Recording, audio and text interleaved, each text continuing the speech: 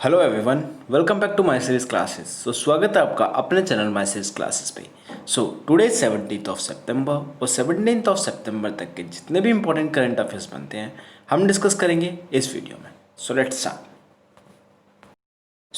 First question is Sadashiv Raoji Patil का हाल ही में 86 साल की उम्र में निधन हो गया है। वह किस खेल से जुड़े हुए थे?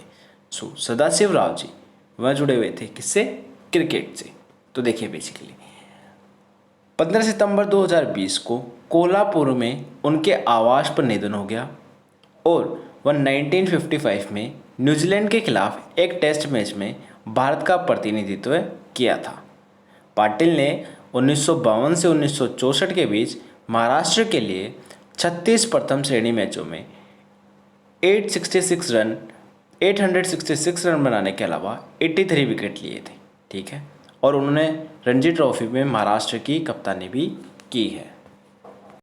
नेक्स्ट क्वेश्चन, हाल ही में कौन सा फुटबॉलर दुनिया के सबसे अमीर फुटबॉलर खिलाड़ी बन गए हैं? तो हाल ही में कौन से बने हैं? Lionel Messi. ठीक है, ये फोर्ब्स में जो फोर्ब्स जारी करता है लिस्ट, उसमें $126 मिलियन मतलब 927.5 करोड़ रुपए के 60 टॉप पर बने हुए हैं। उन्होंने पुर्तगाल के क्रिस्टियानो रोनाल्डो को और नेमार सहित तमाम स्टार फुटबॉलरों को पीछे छोड़ते हुए लगातार दूसरे वर्ष यह स्थान पक्का किया। मेसी के बाद दूसरे नंबर पर यूवेंटस के स्ट्राइकर क्रिस्टियानो रोनाल्डो हैं। इस फुटबॉलर ने 2020 में $117 मिलियन मतलब 861 करोड़ रुपए से ज़्यादा की रकम कमाई है। तो लियोनेल मेसी और क्रिस्टियानो रोनाल्डो को याद रखना पहले दूसरे नंबर पे। नेक्स्ट क्वेश्चन है, लोकसभा ने सांसदों के वेतन में 1 वर्ष के लिए कितने प्रतिशत कटौती करने का प्रावधान करने वाले एक विधेयक को हाल ही में मंजूरी दे दी है? तो आपको पता है हाल में लोकसभा में एक उनका वेतन को लेके एक पारित हुआ था, तो उसको भी मंजूरी दे दी गई है। तो क्या मंजूरी दी है? ये 30% को लेके। तो देखिए बेसिकली लोकसभा ने सांसदों के वेतन में 1 वर्ष के लिए 30% कटौती करने के प्रावधान वाले विधेयक को हाल ही में मंजूरी दे दी है। ठीक है, तो 30% उनकी जो सैलरी होती है सांसदों की वो कटेगी। ठीक है, और बेसिकली ये कोविड-19 की वजह से उसको जो स्थिति उत्पन्न हुई है तो इसलिए ये किया गया है। ठीक है,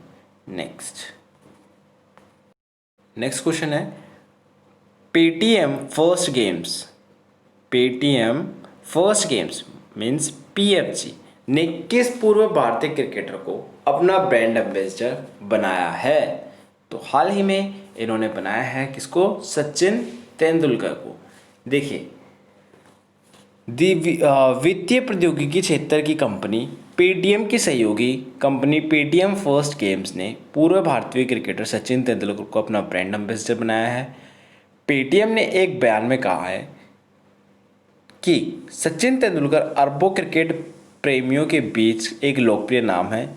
वह देश में रोमांचक फंतासी खेलों के बारे में जागरूक पैदा करने में महत्वपूर्ण भूमिका निभा सकते हैं। वह सिर्फ क्रिकेटर ही नहीं, पीएफजी के लोगों के बीच अन्य खेलों मसलन कबड्डी, फुटबॉल और बास्केटबॉल को भी लोकप्रिय बनाने में मदद कर सकते हैं। ठीक है, नेक्स्ट क्वेश्चन है, विश्व ओजोन दिवस निम्न में से किस दिन मनाया जाता है? तो ये मैंने आपको पढ़ाया हुआ है, ये मनाया जाता है 16 सितंबर को। ठीक है, प्रत्येक साल विश्व ओजोन दिवस 16 सितंबर को मनाया जाता है। इसका उद्देश्य विश्व भर के लोगों के बीच पृथ्वी को सूर्य की हानिकारक अल्ट्रावायलेट किरणों से बचाने तथा हमारे जीवन को सुरक्षित रखने वाली ओजोन परत के विषय में जागरूक करना है।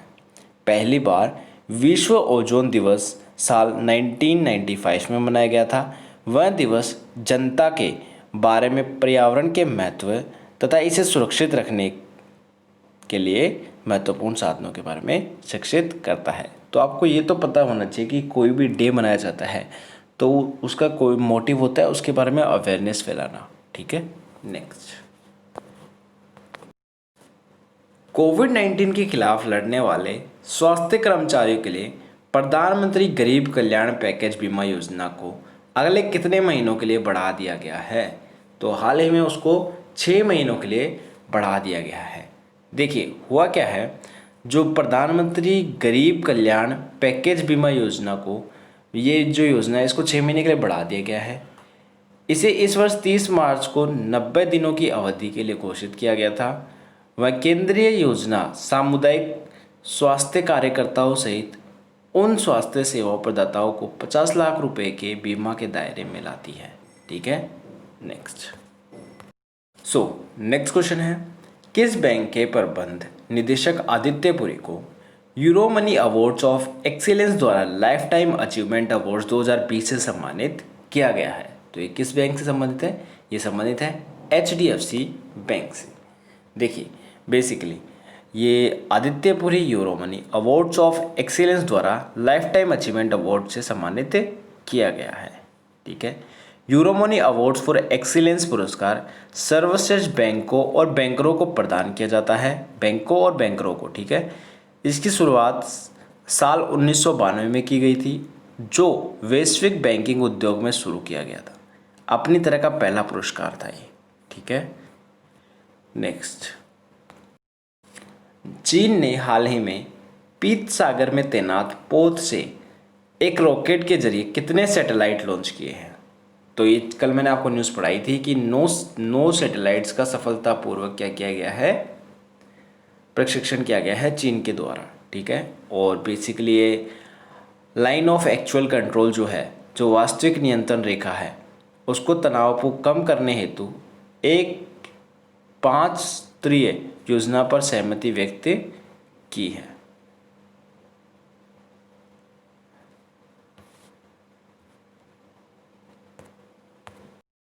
नेक्स्ट क्वेश्चन है, हाल ही में रूस में भारत और किस देश विदेश मंत्रियों के बीच वास्तविक नियंत्रण रेखा लाइन ऑफ एक्चुअल कंट्रोल पर तनाव को कम करने हेतु एक 5 स्तरीय योजना पर व्यक्त की गई है? देखिए बेसिकली हुआ क्या है, हमारे पिछले क्वेश्चन का आंसर चीन नो था, जैसे हमने पिछले क्वेश्चन कितनी करी है तो नो था, बट उसमें मैंने थोड़ा सा इसमें मिक्स कर दिया। दोनों का आंसर चीन था, मतलब दोनों चीज़ें चीन के द्वारा की गई थी, तो थोड़ा मिक्स हो गया। चीन ने जो मिसाइलें लॉन्च की है, 9 मिसाइलें लॉन्च की है। ठीक है, धरती की निगरानी करने वाले सैटेलाइट जो 545 किलोमीटर की ऊंचाई पर स्थापित किया गया था, ये पिछले के बारे में था, जिससे कृषि, वन, भूमि संसाधन और पर्यावरण संरक्षण जैसे क्षेत्रों में उपयोगकर्ताओं को रिमोट सेंसिंग सेवा मुहैया कराई जाएगी। ये पिछले के बारे में न्यूज़ है। ये जो हमारा क्वेश्चन है, लाइन ऑफ एक्चुअल कंट्रोल पर तनाव को कम करने के हेतु 5 स्तरीय योजना पर सहमति व्यक्त की गई है, तो ये सहमति करी है चीन ने व्यक्त। ठीक है, वो भी चीन के द्वारा किया गया है। ठीक है, संघाई सहयोग संगठन जून 2001 में संघाई 5 के विस्तार के बाद अस्तित्व में आया था। गौरतलब है कि संघाई 5 का गठन रूस, चीन, कजाकिस्तान, किर्गिस्तान और तजाकिस्तान के साथ मिलकर 1996 में किया था। ठीक है, ये पता चल गया होगा आपका। नेक्स्ट क्वेश्चन, केंद्रीय संस्कृति मंत्रालय ने प्राचीन भारतीय संस्कृति का अध्ययन करने के लिए कितने सदस्यीय समिति का गठन किया? तो ये मैंने आपको कल पढ़ाया था, 16 सदस्य समिति का गठन किया गया है।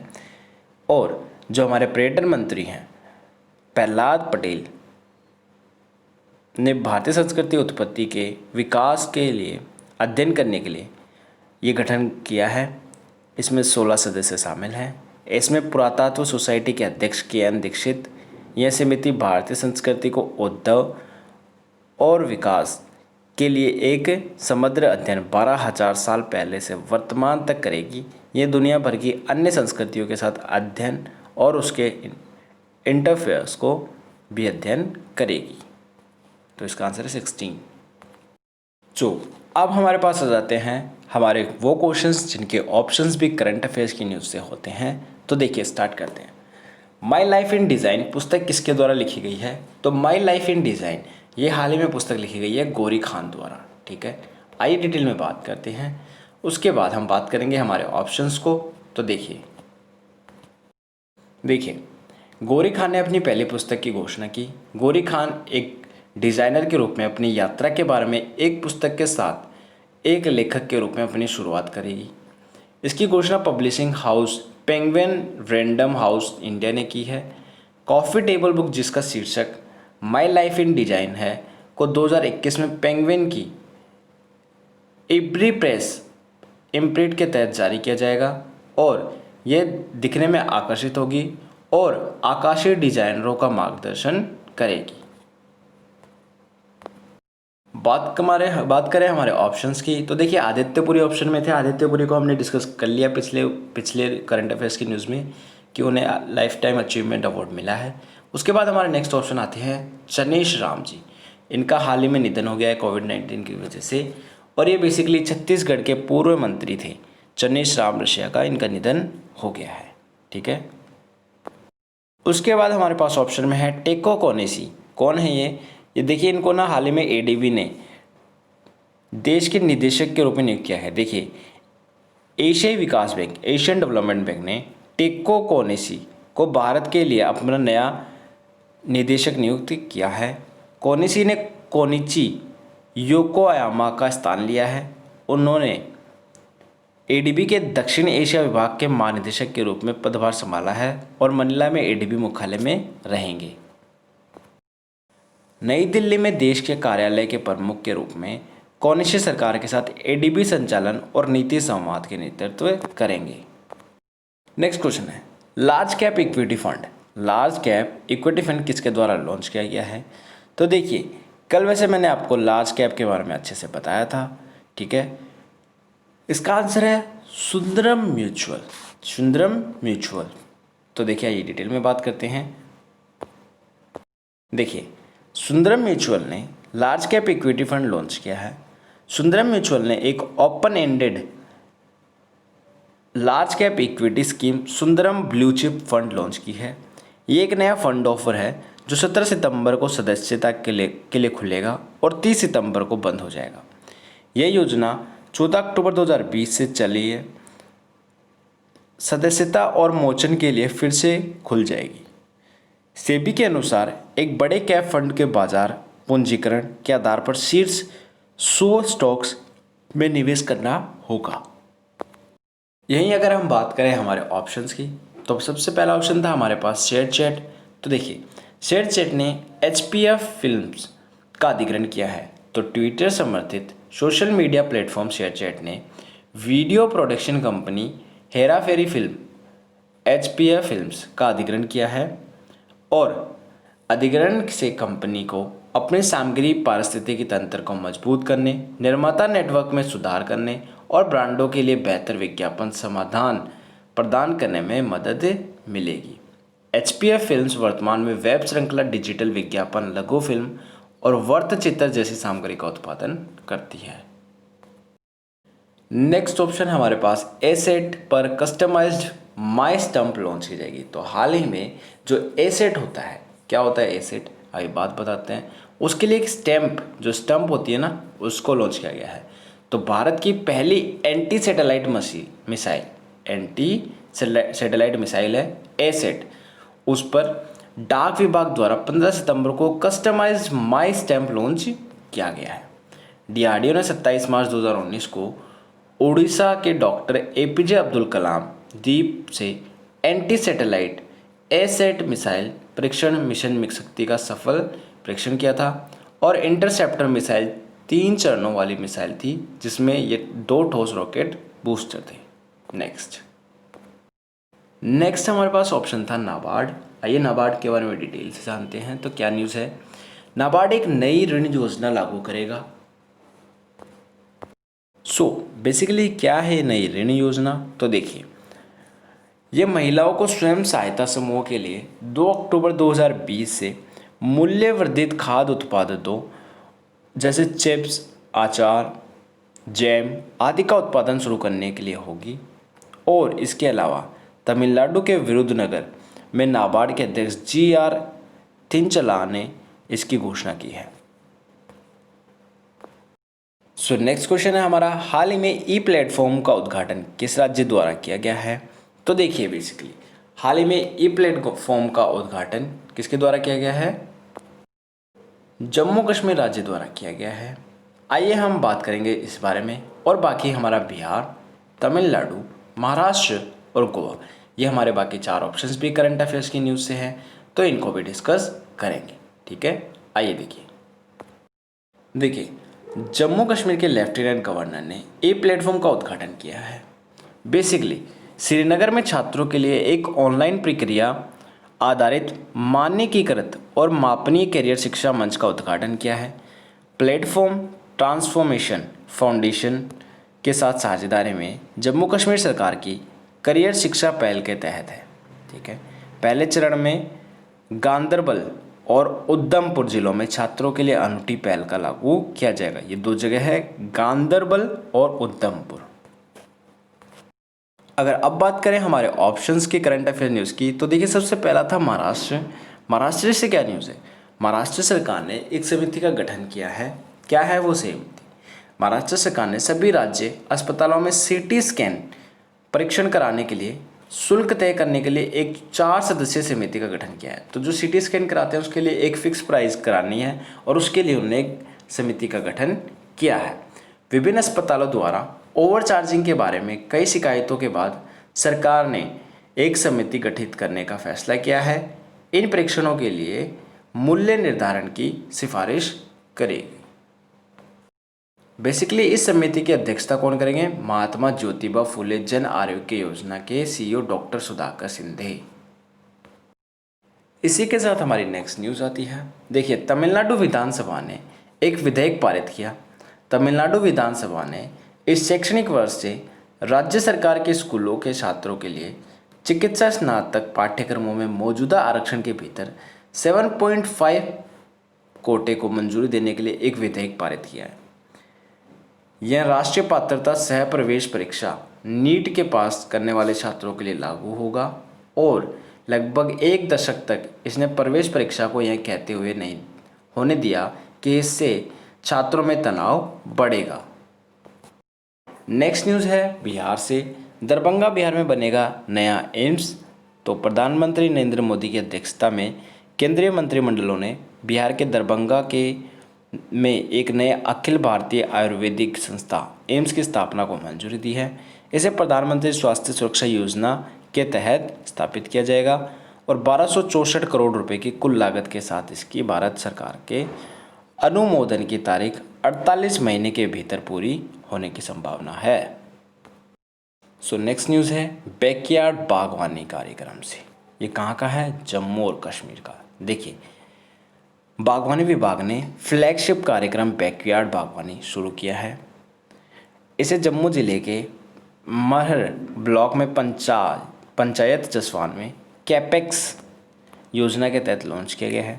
कार्यक्रम के तहत महर क्षेत्र में 600 घरों को कवर करके 200 रुपये की कीमत कम से कम 3 फलों के पौधों पर 90% अनुदान के साथ किसानों के बीज विभिन्न किए जाएंगे। नेक्स्ट न्यूज़ गोवा से है। गोवा आंगनवाड़ियों में शुरू होगी ई लर्निंग परियोजनाएं। गोवा के विकास विभाग ने कहा है कि वह राज्य में आंगनवाड़ियों में ई लर्निंग को शुरुआत करेगा।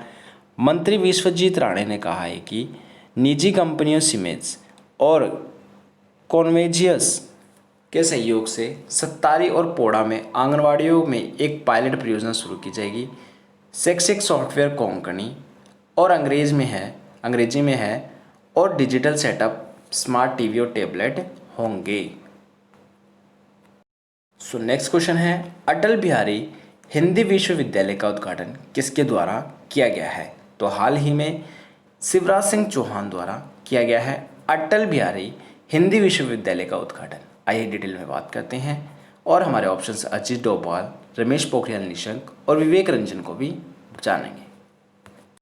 तो हिंदी दिवस के अवसर पर मुख्यमंत्री शिवराज सिंह चौहान ने अटल बिहारी वाजपेयी हिंदी विश्वविद्यालय का एक नई इमारत का उद्घाटन किया है। और अटल जी ने एक राजनेता थे जिन्होंने संयुक्त राष्ट्र में हिंदी में भाषण दिया और देश में प्रति सम्मान व्यक्त किया।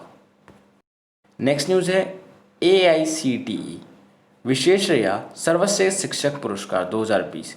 शिक्षा मंत्री रमेश पोखरियाल निशंक ने AICTE द्वारा अनुमोदित संस्थानों को 12 संकाय सदस्यों के पहले AICTE विश्वेश्वरैया सर्वश्रेष्ठ शिक्षक पुरस्कार प्रदान किए। ये मैंने आपको पहले ही पढ़ाया हुआ है। तो ये बेसिकली हुआ कब था? इंजीनियर्स डे पे सम्मानित किया गया है। इसके अलावा अगर हम बात करें विवेक रंजन की, तो देखिए ICCR के नए सांस्कृतिक प्रतिनिधि विवेक रंजन अग्निहोत्री को भारतीय सांस्कृतिक संबंध परिषद का नया सांस्कृतिक प्रतिनिधित्व नियुक्त किया गया है। अग्निहोत्री भारत के केंद्रीय फिल्म प्रमाण बोर्ड के सदस्य भी हैं और स्वतंत्र भारत के प्रथम शिक्षा मंत्री मौलाना अबुल कलाम आज़ाद ने 1950 में भारतीय संस्कृति संबंध परिषद की स्थापना की थी। अब आ जाते हैं हमारे अजीत डोभाल जी। तो देखिए, एनएसए नेशनल सिक्योरिटी एडवाइजर ने छोड़ी एससीओ की बैठक। क्या न्यूज़ है देखिए, मेजबान रूस के सामने पाकिस्तान द्वारा जानबूझकर देश के एक काल्पनिक मानचित्र पेश कर सलाहकार अब देखिए हुआ क्या है, पाकिस्तान द्वारा जानबूझकर देश के एक काल्पनिक मानचित्र पेश कर सलाहकार का अपमान करने के बाद राष्ट्रीय सुरक्षा सलाहकार अजीत डोभाल ने संघाई सहयोग संगठन की सदस्यता की एनएसए बैठक छोड़ दी। पाकिस्तान ने नए राजनीतिक मानचित्र का अनावरण प्रधानमंत्री इमरान खान ने अनुच्छेद 370 के तहत जम्मू कश्मीर का विशेष दर्जा हटाने की पहली वर्षगांठ की पूर्व संध्या पर किया था। ठीक है। नेक्स्ट न्यूज़ है स्कूलों के लिए वैकल्पिक शैक्षणिक कैलेंडर। तो रमेश पोखरियाल निशंक से एक और न्यूज़ है, माध्यमिक कक्षाओं के लिए एक वैकल्पिक शैक्षणिक कैलेंडर जारी किया जाएगा। यह अगले 8 सप्ताह के लिए है। कैलेंडर में सप्ताह पर वार योजना शामिल है जिसमें दिलचस्प और चुनौतीपूर्ण गतिविधियां शामिल हैं। हाल ही में भारत ने किस देश के रेमडेसिविर सौंपी है? तो रेमडेसिविर किसको सौंपी है? हाल ही में नेपाल को दी है इंडिया ने। आइए डिटेल में बात करते हैं नेपाल और बाकी हमारे बाकी सारे ऑप्शन को भी। तो देखिए, भारत ने नेपाल को रेमडेसिविर सौंपी है। नेपाल में भारत की राजदूत श्री विनय एम क्वात्रा ने 15 सितंबर 2020 को काठमांडू में नेपाल के विदेश मंत्री श्री प्रदीप कुमार गयावली को रेमडेसिविर को भी 2000 शीशियाँ सौंपी हैं।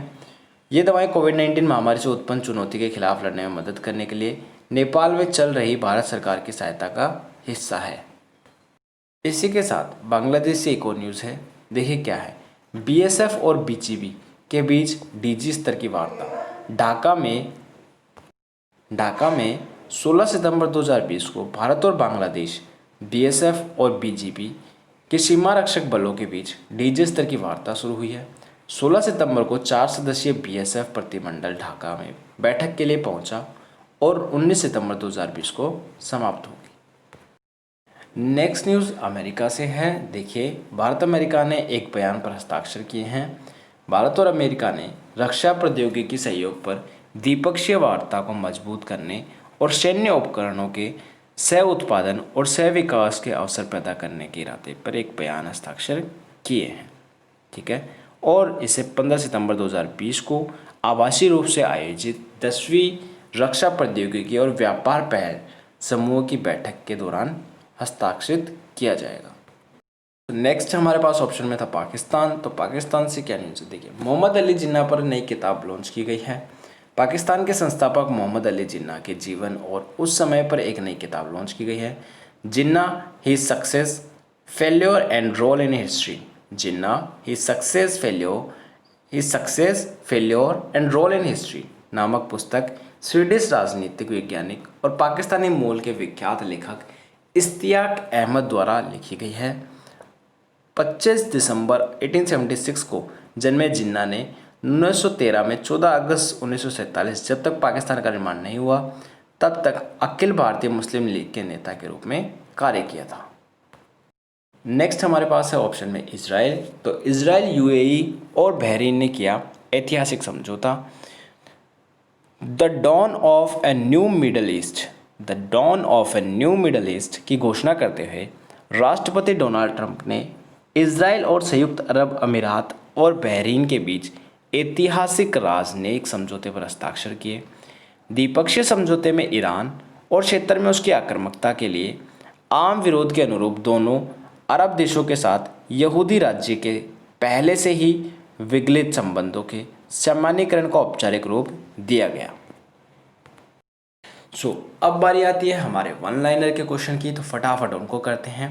DPIIT ने किस तारीख तक खिलौने मतलब गुणवत्ता नियंत्रण आदेश को कार्यान्वयन की तारीख बढ़ा दी है? तो 1 जनवरी 2021 तक बढ़ा दी गई है क्या बेसिकली देखिए, उद्योग और आंतरिक व्यापार संवर्धन विभाग DPIIT वाणिज्य और उद्योग मंत्रालय ने हाल ही में अधिसूचना जारी की है कि जो खिलौने जो गुणवत्ता नियंत्रण आदेश 2020 के कार्यान्वयन की तारीख को बढ़ाकर 1 जनवरी 2021 कर दिया गया है। इससे पहले मानकों के अनुपालन में तारीख थी 1 सितंबर 2020। घरेलू निर्माताओं द्वारा मानकों के साथ तालमेल बिठाने में आने वाली कठिनाइयों को कम करने के लिए यह निर्णय लिया गया है। नेक्स्ट क्वेश्चन है, किस राज्य सरकार ने अपने 35 लाख एमएसएमई को बाजार सहायता प्रदान करने के लिए सिडबी के साथ एक समझौते पर हस्ताक्षर किए हैं? तो ये गुजरात ने किए हैं। देखिए, गुजरात सरकार ने लघु उद्योग विकास बैंक के साथ एक समझौते ज्ञापन पर हस्ताक्षर किए हैं और इस सौदे तहत राज्य का लक्ष्य आत्मनिर्भरता को बढ़ावा देना और 35 लाख लघु सक्षम उद्योगों को सहायता करना है। ठीक है। नेक्स्ट क्वेश्चन है, ओजोन परत के संरक्षण के लिए अंतर्राष्ट्रीय दिवस की थीम क्या थी? Ozone for life. कब मनाया जाता है ये मैंने अभी ऊपर आपको बताया, और इसकी थीम क्या थी? Ozone for life. ये डिटेल में PDF प्रोवाइड करूंगा, आप उसमें पढ़ लीजिएगा। ठीक है, ये मैं बता चुका हूँ आपको ऑलरेडी। भारत ने किस देश के साथ रक्षा प्रौद्योगिकी और व्यापार पहल DTTI बैठक आयोजित की? तो अभी ऊपर पढ़ाया मैंने, संयुक्त राज्य अमेरिका के साथ की है, और ये डिटेल आप पढ़ लीजिएगा। ठीक है। नेक्स्ट क्वेश्चन है, राज्यसभा में पारित किया गया कौन सा विधेयक DGCA, BCS और AAIB जैसी विमानन एजेंसियों के संवैधानिक निकायों में परिवर्तन करने का प्रयास करता है? तो हाल ही में विमान संशोधन विधेयक 2020 ये करता है। राज्यसभा ने हाल ही में विमान संशोधन विधेयक 2020 को पारित कर दिया है, जिसे नागरिक उड्डयन मंत्री हरदीप सिंह पुरी ने पेश किया था। इस वर्ष मार्च में लोकसभा द्वारा इस विधेयक को पहले ही मंजूरी दे दी गई है।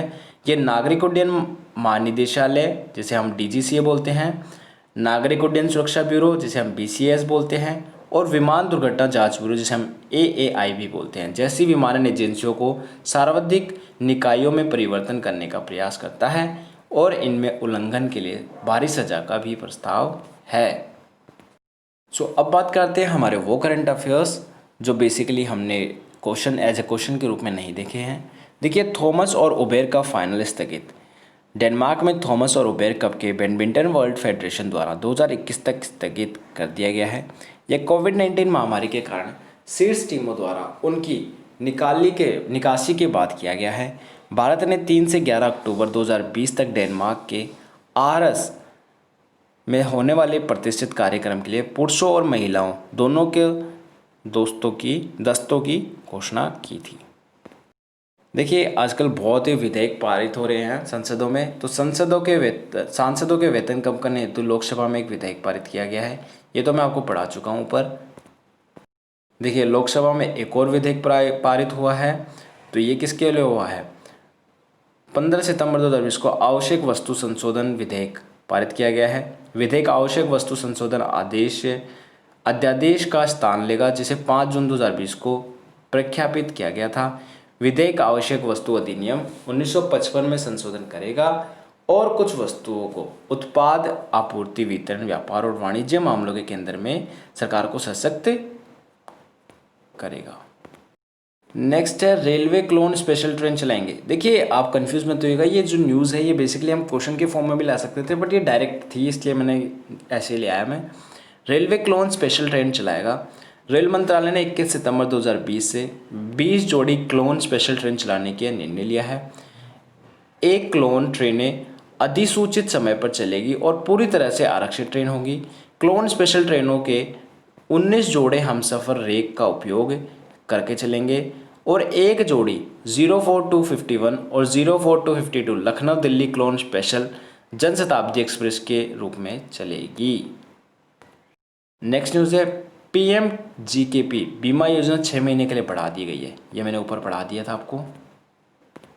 नेक्स्ट न्यूज़ है, हाल ही में फेसबुक ने 32 करोड़ के अनुदान की घोषणा की है। फेसबुक ने भारत में छोटे व्यवसायों के लिए 32 करोड़ अनुदान की घोषणा की। यह पैसा एक छोटे व्यवसाय अनुदान कार्यक्रम का हिस्सा है, जिसे फेसबुक ने मार्च 2020 में वैश्विक स्तर पर घोषित किया था। कंपनी भारत में दिल्ली, गुरुग्राम, मुंबई, हैदराबाद और बेंगलुरु जिस शहर में फेसबुक कार्यालय है, 3000 से अधिक छोटे व्यवसाय को निधि देगी। सो यप टीवी ने IPL 2020 को अधिकार हासिल किए हैं। यप टीवी ने कुल 60 मैचों के लिए ड्रीम 11 इंडियन प्रीमियर लीग 2020 को अधिकार हासिल किए हैं। यह टूर्नामेंट 19 सितंबर 2020 को संयुक्त अरब अमीरात में मुंबई इंडियंस और चेन्नई सुपर किंग्स के बीच मैच के साथ शुरू होगा। देखिए, CCEA ने हरियाणा रेल कॉरिडोर परियोजना को मंजूरी दी है। आर्थिक मामलों की मंत्रिमंडल समिति ने पलवल को सोनीपत से जोड़ने वाली 121 किलोमीटर लंबी हरियाणा ऑर्बिटल रेल कॉरिडोर परियोजना को मंजूरी दे दी है। परियोजना की अनुमानित पूर्ण लागत 5,617 करोड़ है और इसके तहत 5 ईयर्स में पूरे होने की संभावना है। राज्यसभा ने पारित किया है एयरक्राफ्ट विधेयक 2020, संसद विमान संशोधन विधेयक मैंने ऊपर बताया था, ठीक है, जिसे हरदीप सिंह पुरी द्वारा लाया गया था। नेक्स्ट है, होम मूल्य प्रशंसा में भारत 54वें स्थान पर है। अग्रणी अंतर्राष्ट्रीय संपत्ति परामर्शी नाइट फ्रैंक के अनुसार आवासीय अचल संपत्ति की कीमतों में प्रशंसा के मामले में 56 देशों के बीच भारत 54वें स्थान पर है और 2020 की तुलना में Bharat global house price index और Q2 में 43वें रैंक स्थान 11 स्थान नीचे खिसकाकर 54वें स्थान पर आ गया है। देखिए, रक्षा आधुनिकीकरण के लिए 90,048 करोड़ रुपए क्या है ये देखिए, 2020 से 21 में रक्षा सेवा अनुमान के तहत सशस्त्र बलों को पूंजी अधिग्रहण के लिए 90.48 करोड़ रुपए की राशि की आवंटित की गई है। देखिए, बेसिकली अभी तक हम 10 क्वेश्चन स्टार्टिंग में हमने डिस्कस करे, उसके बाद 5 क्वेश्चन वो डिस्कस करे जिनके करंट अफेयर्स भी जिनके ऑप्शंस भी करंट अफेयर्स की न्यूज़ से थे, तो 20 क्वेश्चन वो हो जाते हैं।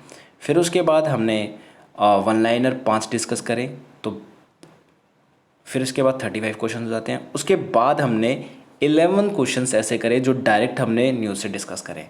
तो अभी तक हम कुल मिला के 46 क्वेश्चन डिस्कस कर चुके हैं।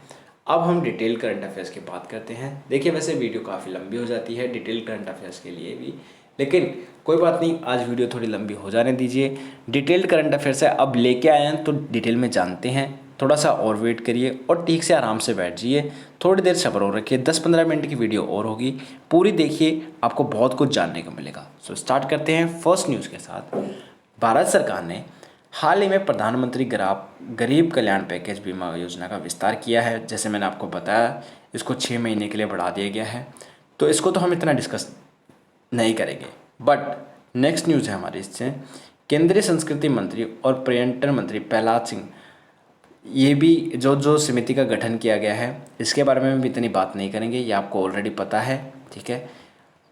अंतर्राष्ट्रीय ओजोन संरक्षण दिवस पे ये आपको मैंने डिटेल में अच्छे से बता दिया कि 16 सितंबर को मनाया जाता है, तो ये भी हम बात नहीं करेंगे डिटेल करंट अफेयर्स में।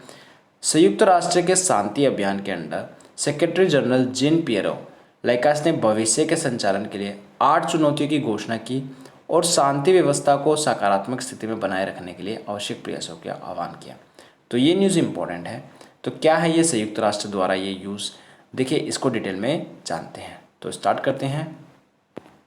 देखिए, बेसिकली इस बात को लेके अगर हम देखें तो संयुक्त राष्ट्र का मेन मिशन क्या है, तो देखिए मैं आपको बताता हूँ। संयुक्त राष्ट्र शांति व्यवस्था की जिम्मेदारी और शांति संचालन विभाग के पास है, जो संयुक्त राष्ट्र का एक विभाग है जिसे नियोजन, तैयारी, प्रबंधन और संयुक्त राष्ट्र शांति अभियानों को निर्देश कार्य सौंपा गया है, ठीक है। भारत में संयुक्त राष्ट्र शांति के मिशन हैं, तो जैसे भारत और पाकिस्तान में संयुक्त राष्ट्र सैन्य पर्यवेक्षक समूह में कश्मीर संघर्ष के दौरान सक्रिय था, ठीक है। सो इसमें बेसिकली क्या चुनौतियां हैं, मतलब क्यों नहीं कर पाते हम ये चीज़ें, तो अल्पकालिक स्थिरता प्राप्त करना पर्याप्त नहीं है, बल्कि इसे लोगों के लिए समावेशी, उत्तरदायी और परिवर्तनकारी भविष्य पर केंद्रित किया जाना चाहिए, ठीक है। संयुक्त राष्ट्र की बात करें तो संयुक्त राष्ट्र एक अंतर सरकारी संगठन है जिसकी स्थापना 1945 में अंतर्राष्ट्रीय शांति और सुरक्षा बनाए रखने, राष्ट्रों के बीच मैत्रीपूर्ण संबंध विकसित करने और अंतर्राष्ट्रीय सहयोग प्राप्त करने आदि के उद्देश्य से की गई थी। संयुक्त राष्ट्र के वर्तमान महासचिव हैं एंटोनियो गुटेरेस, ठीक है। सो ये न्यूज़ थी। आइए हम चलते हैं हमारी नेक्स्ट न्यूज़ पे। देखिए हमारी नेक्स्ट न्यूज़ है कांग्रेस से रिलेटेड। क्या है कांग्रेस से रिलेटेड ये न्यूज़? तो देखिए बेसिकली कांग्रेस के से 2 सांसदों ने चीन द्वारा भारत के 10,000 से अधिक व्यक्तियों और संगठनों पर निगरानी के मुद्दे पर चर्चा करने के लिए स्थगन प्रस्ताव, जिसे हम बोलते हैं एडजोर्नमेंट मोशन। देखिए कल मुझे किसी के एक बच्चे ने बोला कि सर आप थोड़ी जो ऐसे ऐसे टर्म्स आते हैं उनको इंग्लिश में भी कन्वर्ट करा करिए। तो मैंने ट्राई किया है, जितना मैं कर सकता था उनको मैंने करने की। तो देखिए तो स्थगन प्रस्ताव को बोलते हैं एडजोर्नमेंट मोशन, नोटिस दिया है। तो ये क्या है बेसिकली, इसको डिटेल में जाने। तो देखिए इतना कुछ खास है नहीं, लेकिन फिर भी देख लीजिए क्या है। इसके मुख्य पॉइंट्स देख लिए। जो कांग्रेस सांसद मणिकम टैगोर हैं, उन्होंने इंडियन एक्सप्रेस अखबार द्वारा की गई स्वतंत्र जांच का हवाला देते हुए कहा कि चीन की एक टेक्नोलॉजी कंपनी द्वारा भारत के 10,000 से अधिक लोगों और संगठनों की सक्रिय रूप से निगरानी की जा रही है। इसके अलावा कांग्रेस ने चीन की मंशा का सामना करने के लिए केंद्र सरकार से साइबर सुरक्षा पर भारत के प्रयासों को और अधिक मजबूत करने का भी आग्रह किया है।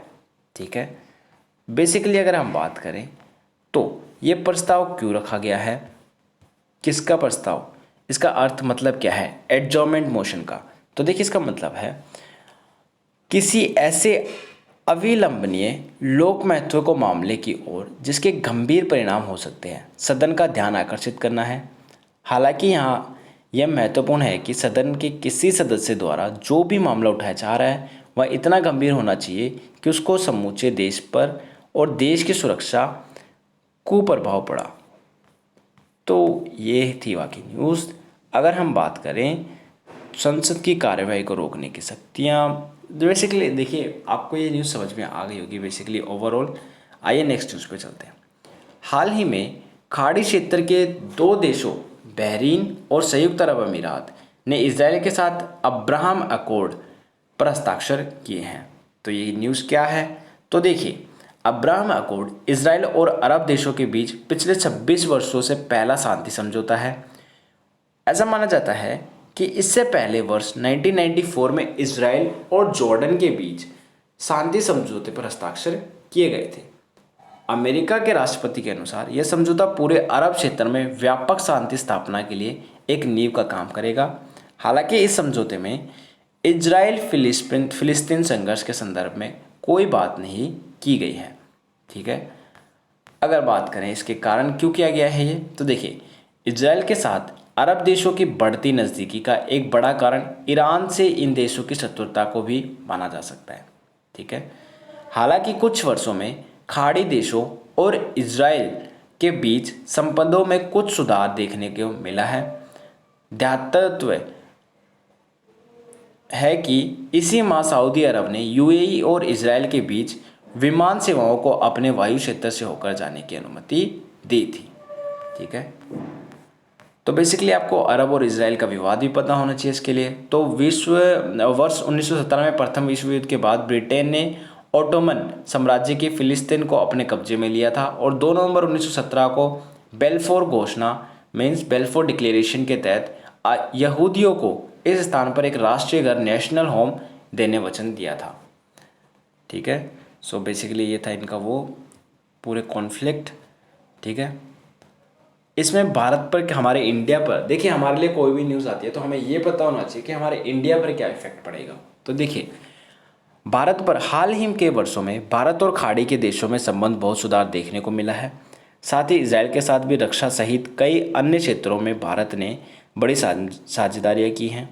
खाड़ी क्षेत्र के देश ऊर्जा, खनिज और प्रवासी कामगारों के लिए रोजगार की दृष्टि से भारत के लिए बहुत ही महत्वपूर्ण है। इस समझौते से क्षेत्र में स्थिरता के प्रयासों बल मिलेगा जो भारत के लिए सकारात्मक संकेत है। इस समझौते से खाड़ी क्षेत्रों के देशों को भारत की राजनीतिक पकड़ और अधिक मजबूती मिलेगी। ठीक है सर, आपने सब बता दिया। इसमें कुछ प्रॉब्लम्स आ सकती हैं? हाँ, प्रॉब्लम्स ये आ सकती हैं कि ये जो समझौता है फिलिस्तीन समस्या पर कोई बात नहीं की गई है। जिससे भविष्य में फिलिस्तीन का संकट और भी बढ़ सकता है। इस समझौते पर इजराइल व्यापक समर्थन देखने को मिला है, परंतु इजराइल में ऐसी चिंताएं बनी हुई है कि इस समझौते के परिणामस्वरूप बहरीन और यूएई के लिए अमेरिका के परीक्षागत हथियारों की खरीद संभव हो सकती है, जो क्षेत्र में इजराइल की सैन्य बहुत को प्रभावित करता है।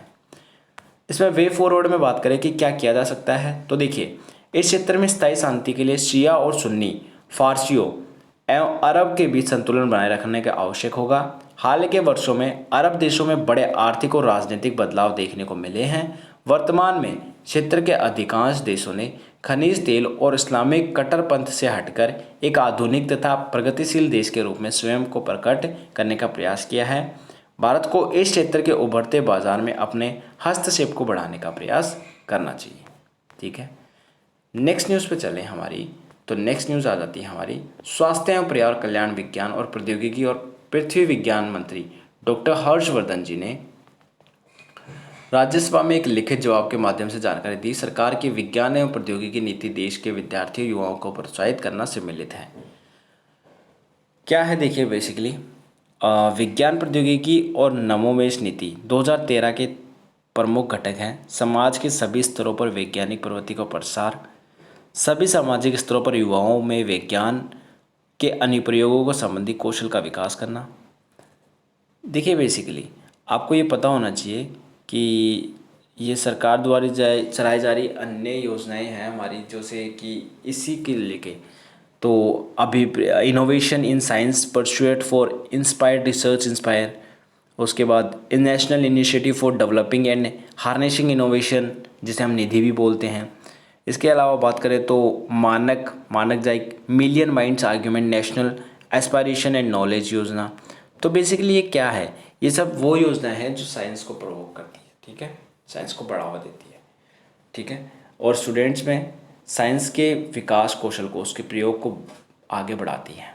ठीक है, नेक्स्ट न्यूज़, नेक्स्ट है world wide fund for nature. तो world wide fund for nature द्वारा जारी लिविंग प्लानेट रिपोर्ट 2020 के अनुसार पिछली आधी शताब्दी में कशेरुक होते हैं वर्टेब्रेट प्रजातियों की आबादी में बड़े पैमाने पर गिरावट आई है। ठीक है, तो वर्टेब्रेट की बात करें, कशेरुक की बात करें, तो कशेरुक वे जीव जंतु होते हैं जिनमें रीढ़ या कशेरुक स्तंभ विद्यमान होते हैं। उनमें एक पेशी प्रणाली की भी विशेषता होती है, जिसमें मुख्य रूप से द्विपक्षीय रूप से युग्मती द्रव्यमान होता है और एक केंद्रीय तंत्रिका तंत्र जो आशंका रूप से रीढ़ की हड्डी के भीतर संलग्न होता है। ठीक है, और लिविंग प्लानेट रिपोर्ट कशेरुक प्रजातियों में गिरावट की गणना के लिए लिविंग प्लानेट इंडेक्स का उपयोग किया गया है। लिविंग प्लानेट इंडेक्स की बात करें तो यह स्थलीय मीठे पानी एवं समुद्री आवासों में कशेरुक प्रजातियों की जनसंख्या के रुझान के आधार पर दुनिया की जैव विविधता की स्थिति का आकलन करता है। ये institute of geology zoological society of London द्वारा जारी किया जाता है। ठीक है, ये न्यूज़ थी, इससे आगे बढ़ते हैं। अब वीडियो बड़ी हो रही है तो हम बाकी की 2 न्यूज़ या 3 न्यूज़ को ऐसे डायरेक्ट पढ़ लेते हैं। अनुसंधानकर्ताओं ने बंगाल की खाड़ी में वास्तविक समय में क्लोरोफिल ए की मात्रा को मापने के तरीके की खोज की है। क्लोरोफिल ए फाइटोप्लैंक्टन कोशिका में पाया जाने वाला एक प्रमुख वर्णक है जो महासागर के कुछ क्षेत्रों में पाया जाता है। ठीक है, नेक्स्ट, विश्व के सबसे ऊंचे पर्वत माउंट एवरेस्ट की ऊंचाई को पुनः मापने के निर्णय की तकरीबन 1 वर्ष बाद चीन और नेपाल जल्द ही इस संबंध में अपने आधिकारिक आंकड़े जारी करेंगे। हाल ही में राष्ट्रीय मानवाधिकार आयोग नेशनल ह्यूमन राइट्स कमीशन के कुछ सदस्यों ने देश के फोरेंसिक प्रयोगशालाओं की अपर्याप्त संख्या पर अपनी चिंता व्यक्त की है। ये थे आज के important current affairs. I hope so आपको करंट अफेयर्स समझ में आए होंगे, आपको करंट अफेयर्स समझ में आने लगे होंगे, आपको वीडियो अच्छी लगी होगी। अगर आपको वीडियो अच्छी लगी हो तो thank you so much for watching this video. Do like, comment, share and subscribe my series classes. Thank you so much, take care yourself.